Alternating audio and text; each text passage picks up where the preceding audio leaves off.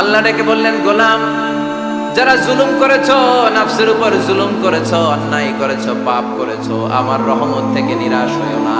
ক্ষমার মতো ক্ষমা চাইলে আমি তোমার জিন্দগির সব গুনাহ ক্ষমা করে দিতে পারি। চিল্লায় বলেন ঠিক কিনা? এজন্য মুমিন কখনো নিরাশ হয় না। আবার আল্লাহ বললেন, লা তাইআসু মির রাউহিল্লাহ, আমার রহমত, আমার দয়া, আমার ভালোবাসা থেকে নিরাশ হইও না। ইন্নাহু লা ইয়াইআসু মির রাউহিল্লাহি ইল্লাল কওমুল কাফিরুন, কাফির ছাড়া, গাদ্দার ছাড়া, মুনাফিক ছাড়া আমার রহমত, আমার দয়া, আমার ভালোবাসা থেকে কোনো মুমিন নিরাশ হতে পারে না।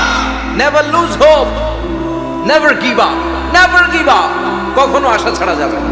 নেভার লুজ হোপ, কখনো নিরাশ হওয়া যাবে না। মুমিন কখনো নিরাশ হতে পারে।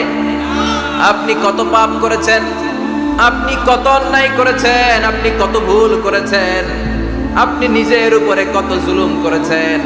আপনার পাপ, অন্যায় আর গুনাহগুলো যদি হয় খালের পানির সমান, বিলের পানির সমান, জেনে রাখবেন আল্লাহর দয়া হলো সাগরের পানির সমান।